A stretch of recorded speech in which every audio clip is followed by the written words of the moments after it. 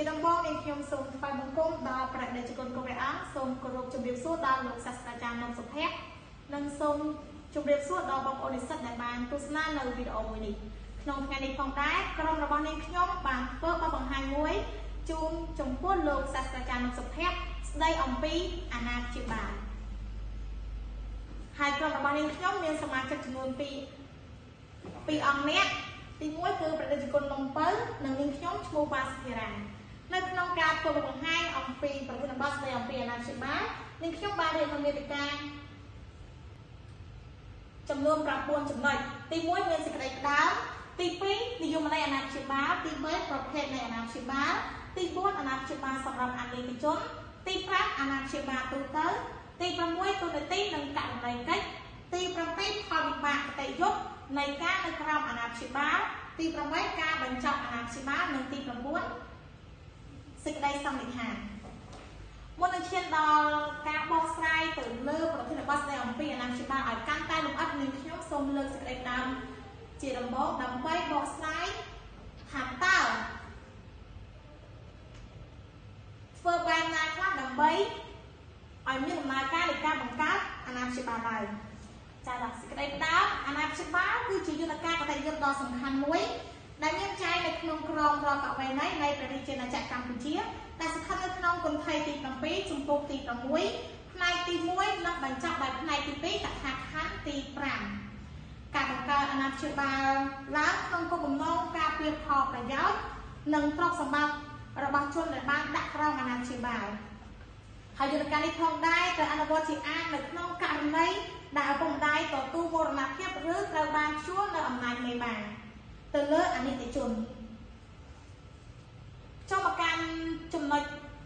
ទី2និយមន័យនៃអាណាព្យាបាលអាណាព្យាបាលគឺជាការចាត់តាំងផ្នែកច្បាប់មួយដែលប្រកល់តួនាទីនិងកាតព្វកិច្ចការពីផ្លូវច្បាប់ដល់អ្នកអាណាព្យាបាលដើម្បីតំណាងនិងគ្រប់គ្រងកិច្ចការទាំងឡាយរបស់ជនដែលស្ថិតនៅក្រោមអាណាព្យាបាលហើយអាណាព្យាបាលត្រូវបង្កើតឡើងសម្រាប់បុគ្គលដែលខ្វះសមត្ថភាពយល់ដឹងក្នុងការធ្វើសកម្មភាពផ្លូវច្បាប់ដោយសារពួកគេមិនទាន់ពេញវ័យតាមផ្លូវច្បាប់អាចជាអនិច្ចជនឬក៏ជនដែលត្រូវបានដាក់កម្រិតសមត្ថភាពចំពោះជនដែលដាក់កម្រិតសមត្ថភាពក្នុងន័យដែលជននោះមិនអាចយល់ដឹងជាអចិន្ត្រៃយ៍ជាទូទៅការតែងតាំងអ្នកអាណាព្យាបាលត្រូវធ្វើឡើងជាផ្លូវការដោយតុលាការក្នុងករណីដែលគ្មានអំណាចមេបាគ្រប់គ្រងក្នុងករណីចាំបាច់ផ្សេងទៀតនៅក្នុងចំណុចនេះផងដែរខ្ញុំសូមបញ្ជាក់បងប្អូនទាំងអស់គ្នាថាប្រសិនបើអតិថិជនឬក៏ជនដែលនៅក្រោមអាណាព្យាបាលទូទៅមានឪពុកម្ដាយរួចមកហើយនោះមិនមានការបង្កើតនៅរបបអាណាព្យាបាលឡើយទេក៏ប៉ុន្តែប្រសិនបើមិនមានទេទើបការបង្កើតនៅអាណាព្យាបាលការបង្កើតរបបអាណាព្យាបាលឡើងគឺឪពុកម្ដាយឬក៏គ្មានអំណាចមេបាទើបគេបង្កើតរបបអាណាព្យាបាលឡើងដើម្បីការពារកូនទាំងនោះចូលដល់ចំណុចទី3និយាយអំពីប្រភេទនៃអាណាព្យាបាលនៅក្នុងក្រមរដ្ឋបវេណីបានចែងអំពីអាណាព្យាបាលជាពីរប្រភេទសំខាន់ទី1អាណាព្យាបាលសម្រាប់អនិច្ចជនទី2អាណាព្យាបាលទូទៅចូលដល់ទីព្យាបាលសម្រាប់អនិច្ចជននេះបើយោងតាមមាត្រា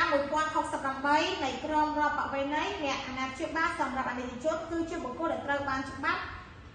ចាត់តាំងឲ្យតំណាងនិងគ្រប់គ្រងកិច្ចការទាំងឡាយរបស់អនិច្ចជនជាជនដែលមានអាយុក្រោម18ឆ្នាំក្នុងករណីដែលអនិច្ចជននោះគ្មានអ្នកអនុវត្តអំណាចមេបាឬអំណាចមេបាត្រូវបានដកហូតឬក៏ព្យួរប្រសិនបើមានស្ថានភាពបែបនេះកើតឡើងរបបអាណាព្យាបាលសម្រាប់អនិច្ចជនត្រូវបានបង្កើតឡើង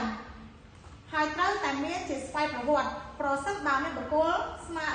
សុំទៅកាន់តុលាការនោះតុលាការអាចជ្រើសតាំងឲ្យបុគ្គលនោះក្លាយជាអាណាព្យាបាលពេញលេញ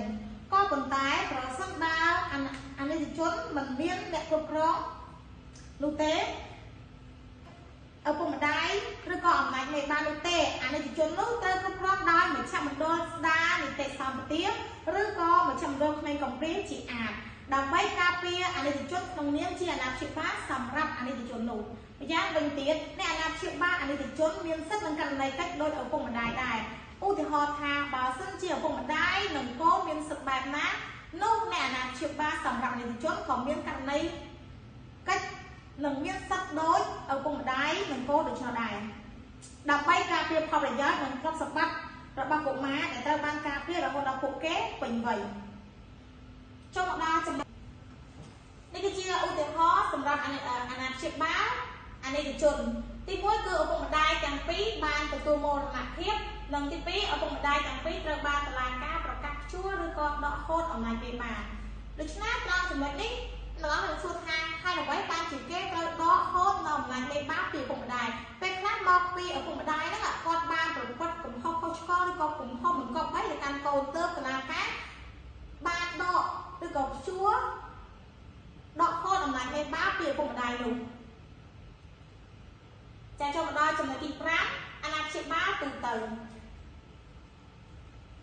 អ្នកអាណាព្យាបាលទូទៅគឺជាបុគ្គលដែលត្រូវបានចាត់តាំងដោយតុលាការដើម្បីតំណាងឲ្យជននៅក្រៅអាណាព្យាបាលទូទៅហើយជនប្រភេទនេះផងដែរ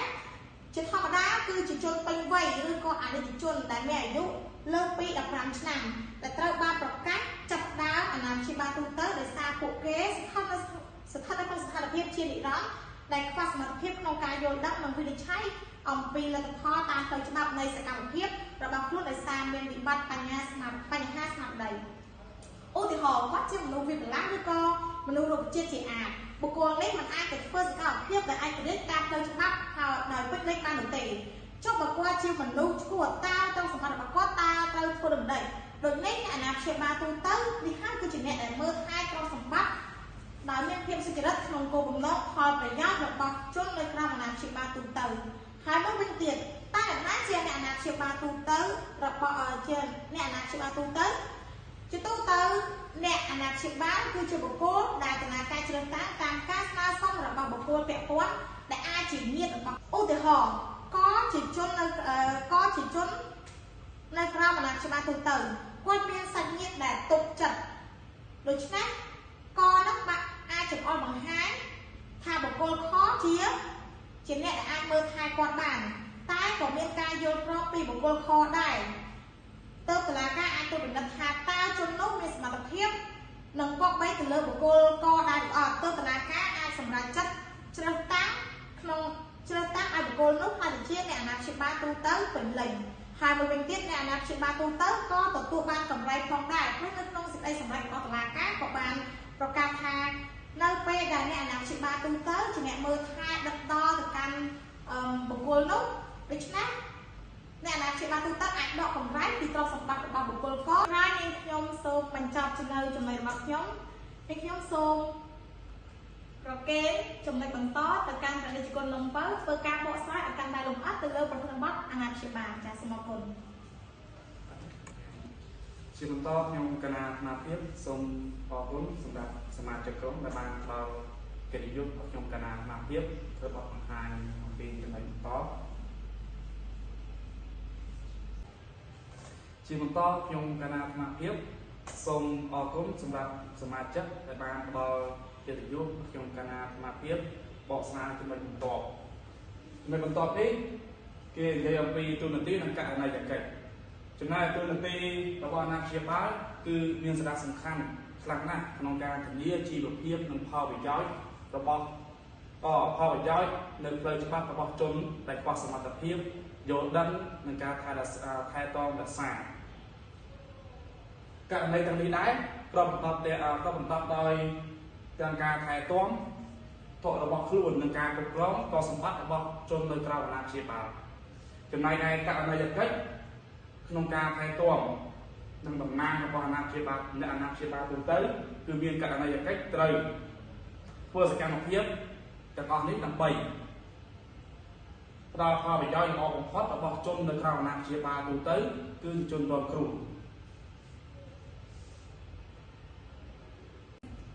ចំណុចបន្ទាប់នេះគឺនិយាយអំពីផលវិបាកអតិយុត្តការនៅក្រៅអាណាព្យាបាលផលវិបាកអតិយុត្តដំបូងគឺការដកហូតសមត្ថភាពជននោះក្នុងការបង្កើតនូវសកម្មភាពផ្លូវច្បាប់ដោយខ្លួនឯងហើយការដាក់ជនណាម្នាក់ឲ្យស្ថិតនៅក្រៅអាណាព្យាបាលទូទៅដោយសារមានវិបត្តិបញ្ហាស្មារតីជានិរន្តរ៍គឺជាវិធានការពារតម្រូវបំផុតនៅក្នុងច្បាប់ក្រមបវេនីដែលមានផលវិបាកអតិយុត្តសំខាន់មានចំនួន4គឺទី1ការកម្រិតសិទ្ធិតំណាង ច្បាប់កំណត់និងសិទ្ធិយល់ព្រមដែលមានចែងនៅក្នុងមាត្រា1126នៃក្រមរដ្ឋបវេណីចំណុចទី2សិទ្ធិលុបចោលសកម្មភាពដែលយោងតាមមាត្រា30នៃក្រមរដ្ឋបវេណីច្បាប់នេះអាចជំនួសនៅជនក្រៅអាណាព្យាបាលទូទៅឬដើម្បីយល់ព្រមឲ្យជនអាណាព្យាបាលទូទៅអាចប្រកបអាជីវកម្មបាននិងធ្វើសកម្មភាពអ្នកអាណាព្យាបាលទូទៅត្រូវទទួលការត្រួតពិនិត្យរបស់អាណាព្យាបាលក៏ប៉ុន្តែបញ្ញត្តិនេះមិនអាចយកមកអនុវត្តបានទេចំពោះការទទួលប្រាក់ដែរចំណុចឯទី2ចំណុចទី3តំណែងតំណងរវាងអាណាព្យាបាលទូទៅតំណែងតំណងរវាងអាណាព្យាបាលទូទៅគឺដោយជាចម្បងលើការថែទាំការរក្សាព្យាបាលនិងការទទួលការគ្រប់គ្រងតសម្បត្តិរបស់ជននោះដោយមូលដ្ឋានលើសិទ្ធិនិងកាតព្វកិច្ចតែបានកំណត់នៅក្នុងក្រមរដ្ឋបវេណីចំណែកឯចំណុចទី4សមត្ថភាពធ្វើសកម្មភាពបណ្ដឹងរបស់ជនក្រៅអាណាព្យាបាលទូទៅនៅក្នុងការអនុវត្តនីតិវិធីសកម្មភាពបណ្ដឹងគឺជាសកម្មភាពផ្លូវច្បាប់មួយនៅក្នុងកិច្ចដំណើរការនៃនីតិវិធីទាមទារឲ្យបុគ្គលយល់ដឹងមានសមត្ថភាពខាងឆន្ទៈអំពីលទ្ធផលផ្លូវច្បាប់ចំណែកឯចំណុចបន្ទាប់គឺការបញ្ចប់នៃអាណាព្យាបាលការបញ្ចប់នៃអាណាព្យាបាលគឺការបញ្ចប់អាណាព្យាបាលសម្រាប់ឯកជនគឺអាណាព្យាបាលជនទូទៅគឺជាដំណើរការដែលមានឋានៈរបស់ជននៅក្រៅអាណាព្យាបាលទូទៅត្រូវបានបញ្ចប់នៅពេលដែលជនអាណាព្យាបាលត្រូវមានសមត្ថភាពក្នុងការគ្រប់គ្រងឡើងវិញដល់នីតិភាពសម្រាប់នីតិជនចំណុចទី2ការបញ្ចប់ភាពជាអនីតិជនជាភាពជនជាជនមានសមត្ថភាពគឺជាការផ្លាស់ប្ដូរឬបញ្ចប់ទូនទីរបស់បុគ្គលដែលធ្វើជាអាណាព្យាបាលនៅពេលមរណភាពក្តីឬក៏ការដកហូតនិងការលែងលះនៅពេលអាណាព្យាបាលទូទៅអតីតអាណាព្យាបាលទូទៅត្រូវបានបញ្ចប់ឬអតីតអាណាព្យាបាលឬអ្នកស្នងមរតកករណីគាត់ស្លាប់មានគាត់មានកាតព្វកិច្ចសំខាន់មួយគឺធ្វើរបាយការណ៍បញ្ជីធ្វើការទូទាត់និងប្រគល់ទ្រព្យសម្បត្តិឲ្យតែខ្លួនគោលសម្បត្តិដែលខ្លួនគ្រប់គ្រងឲ្យទៅសម្ដីខ្លួនឬអាណាព្យាបាលថ្មីឬឪពុកម្ដាយគេវិញឲ្យឆាប់រហ័សតែបានដែលច្បាប់កំណត់តាមនីតិវិធីរបស់តុលាការ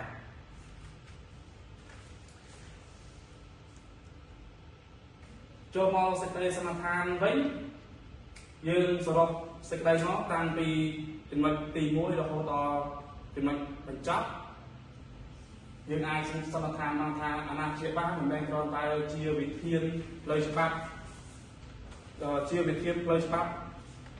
សម្រាប់សិទ្ធិការពាររបស់បុគ្គលដែលខ្វះសមត្ថភាពប៉ុណ្ណោះទេប៉ុន្តែវាជាយន្តការដ៏សំខាន់មួយក្នុងការសម្រេចចិត្តឲ្យសម្រេចចិត្តធានាឲ្យបាននៅផលប្រយោជន៍ល្អបំផុតសម្រាប់បុគ្គលដែលមានសមត្ថភាពគ្រប់គ្រាន់ក្នុងការសម្រេចចិត្តធ្វើឬសមត្ថចិត្តធ្វើពេញលេញក្នុងការគ្រប់គ្រងទ្រព្យសម្បត្តិនិងការថែទាំបុគ្គលស្ថិតនៅក្រោមអាណាព្យាបាលពីតុលាការដើម្បីអង្គការបង្ករាល់ការរំលោភបំពាននានាដូចនេះអាណាព្យាបាលអាចទៅបញ្ចប់ទៅវិញតាមរយៈនីតិវិធីតុលាការភាពដែលតម្រូវឲ្យមានការការពារគោលការណ៍គ្រឹះគឺជាការធានានៅតម្លាភាពករណីយភាពនិងផ្ដល់សិទ្ធិអំណាចឲ្យមួយចំនួនដល់មួយចំនួនដែលស្ថិតនៅក្រោមអាណាព្យាបាលឲ្យអាចធ្វើសកម្មភាពចាំបាច់មួយក្នុងជីវភាពប្រចាំថ្ងៃស្របតាមស្មារតីច្បាប់ស្ដីពីមូលដ្ឋានរបស់បុគ្គលទៅនេះស្លាយរបស់ខ្ញុំកាលណាផ្លាស់ភាពទៅឈានដល់ការបញ្ចប់ក៏សូមប្រគល់ឲ្យសមាជិកក្រុមបន្ត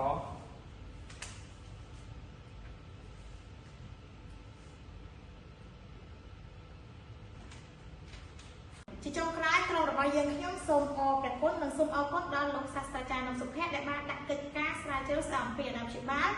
ឲ្យមកកាន់ក្រុមរបស់យើងខ្ញុំបានធ្វើការបកស្រាយយ៉ាងលម្អិតបើសិនជាមានករណីឬក៏កន្លែងណាខ្វះខាតឬខុសឆ្គងសូមលោកសាស្ត្រាចារ្យខន្តីអភ័យទោសដល់ក្រុមរបស់យើងខ្ញុំផងសូមអរគុណ